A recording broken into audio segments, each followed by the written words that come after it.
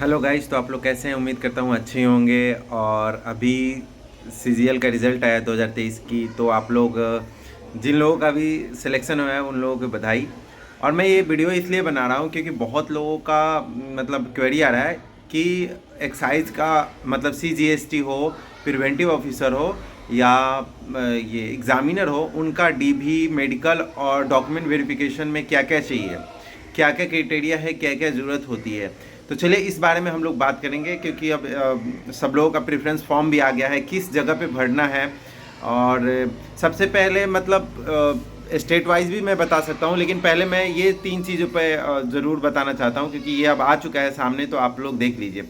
सबसे पहले डॉक्यूमेंट क्या क्या चाहिए, तो आपके पास जो भी अटेस्टेशन फॉर्म से रिगार्डिंग आया होगा वो चीज़ चाहिए।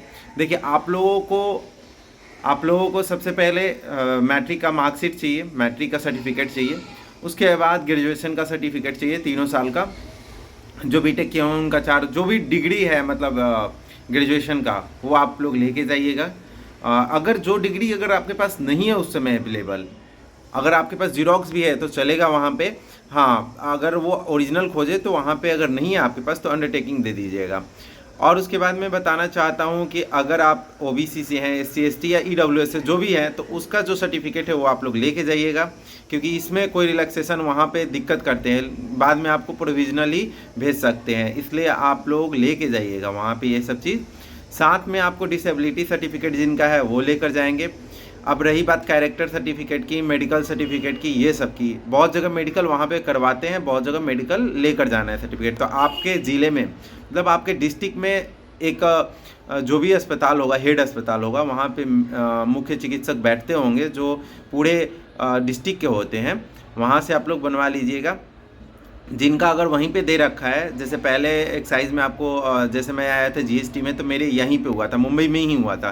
तो हो सकता है कि जिनका कुछ लोगों का हो, कुछ जोन का हो सकता है कि वहीं पे दे दे, लेकिन जिसका आया है अपने डिस्ट्रिक्ट से बनाने का तो डिस्ट्रिक्ट से बना के ले जाए।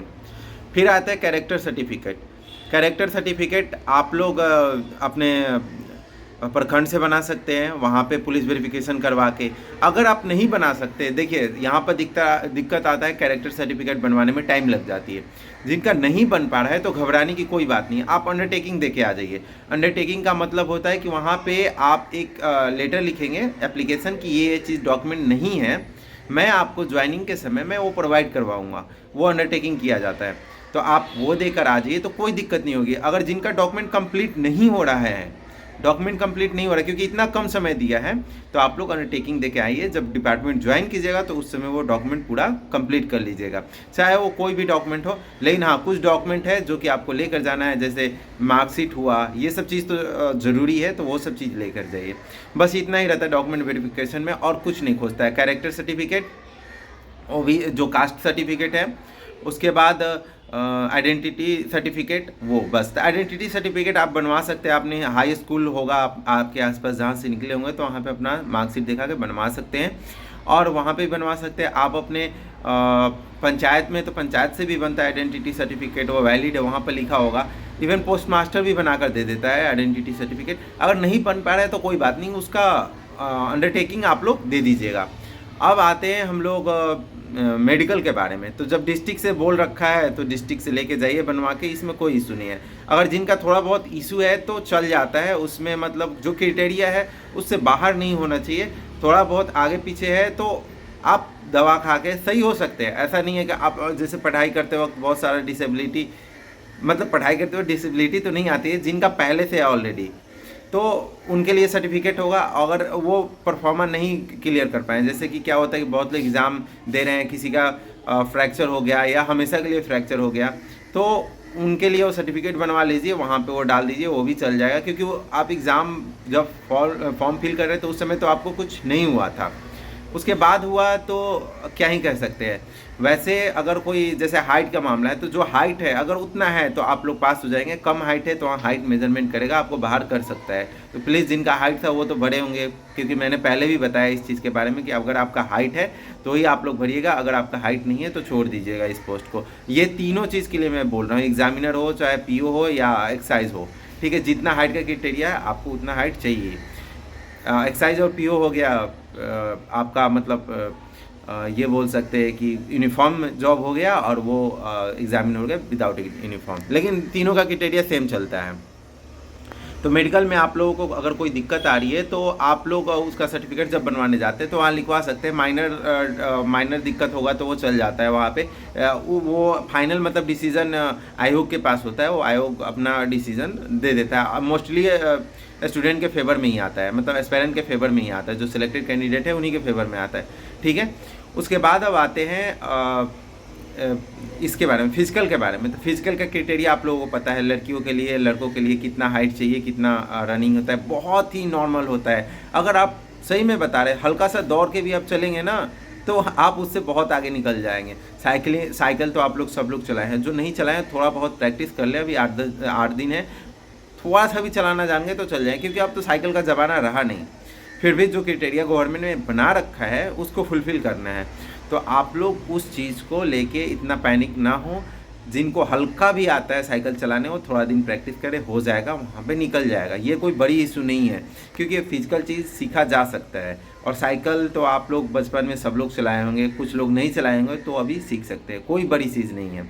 ठीक है, अब आपके मन में और भी कोई सवाल हो तो आप लोग मेल करें, इस पर कमेंट कर सकते हैं। साथ ही मैं ये चीज़ बताना चाहता हूँ कि अब आते हैं पोस्ट प्रेफरेंस के बारे में। पोस्ट मतलब ये कौन सा सिटी सेलेक्ट करें। देखो पीओ का तो सिटी फिक्स है, एग्जामिनर का उनका जितने जगह पोस्टिंग है, मुंबई है, चेन्नई है, कोलकाता है, गोवा है, कोच्चि है, तिरुवनंतपुरम है, ये सब है जगह। ठीक है, अगर आप नॉर्थ के हो, जिनका कोलकाता नज़दीक पड़ता होगा वो कोलकाता भर सकते हैं, जिनका मुंबई नज़दीक पड़ता होगा मुंबई भर सकते हैं। अगर किसी को चेन्नई जाने का मन है चेन्नई भी भर सकते हैं। देखिए मैं मुंबई का एक चीज़ मैं बता देना चाहता हूँ कि मुंबई में आपको जीवन भर 2 घंटे 1.5 घंटे एक तरफ की ट्रैवलिंग करनी पड़ेगी।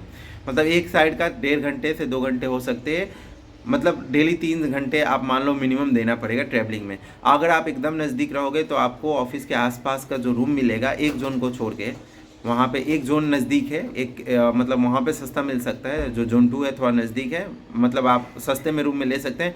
बाकी जोन 1 और जोन 3 में बहुत ही कॉस्टली पड़ेगा, आप उतना नज़दीक नहीं ले सकते। फैमिली के साथ 30-40 हज़ार का आएगा, 1 BHK आप नहीं ले सकते। तो ट्रैवलिंग का इशू आपको रहेगा मुंबई में, चाहे वो GST हो या ये PO हो या एग्जामिनर हो। हाँ, GST में ये हो सकता है कि आपको नवी मुंबई में दे दे या थाने के आगे दे दे, तो आप लोगों को फ़ायदा हो सकता है, बाकी सब सेम है।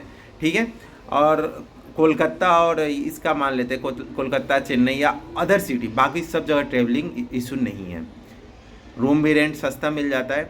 हाँ, इशू आ सकता है तो आपका आ सकता है लैंग्वेज का इशू आ सकता है। जैसे आप साउथ में गए तो लैंग्वेज का इशू, खाने का इशू आ सकता है। बाकी मुंबई में किसी चीज़ का इशू नहीं है, एक ही चीज़ का इशू है, वो है ट्रैवलिंग।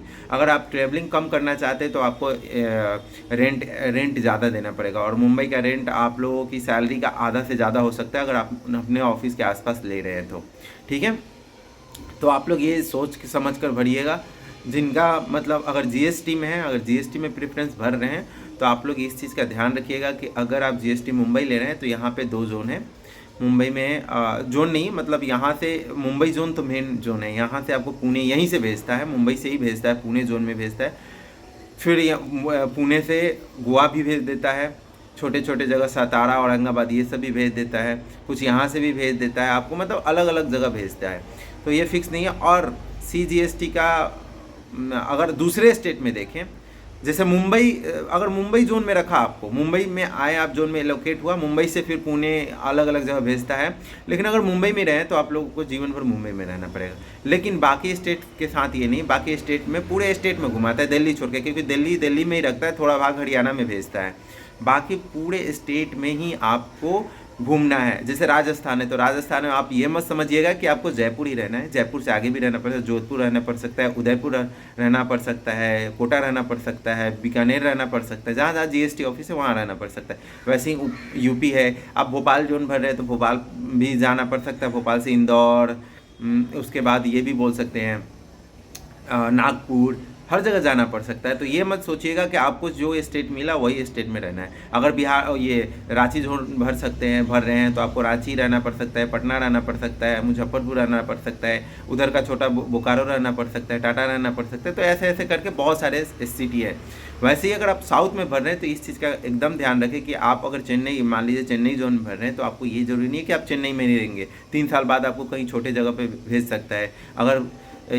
अगर आप बेंगलोर जोन में, तो ये मत समझिएगा कि आपको बेंगलोर सिटी में ही भेजा जा सकता है। मैंगलोर जा सकते हैं, मैसूर जा सकते हैं, छोटे छोटे जगह वहाँ भी जाना पड़ सकता है। तो इस चीज़ का ध्यान रखते हुए आप लोग प्रेफरेंस भरिएगा।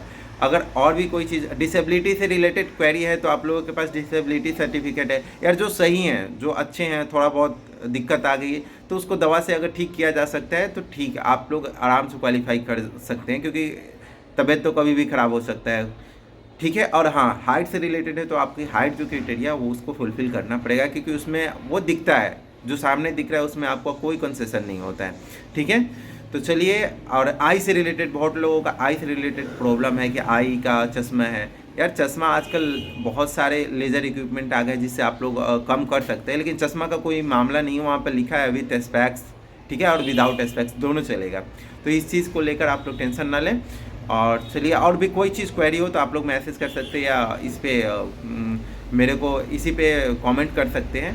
तो चलिए, तब तक के लिए tata, take care, bye, best of luck. आप लोग आइए, डिपार्टमेंट ज्वाइन कीजिए और सरकार ये इंडिया का भारत सरकार का एक पार्ट बनिए। तब तक के लिए टाटा, टेक केयर, बाय।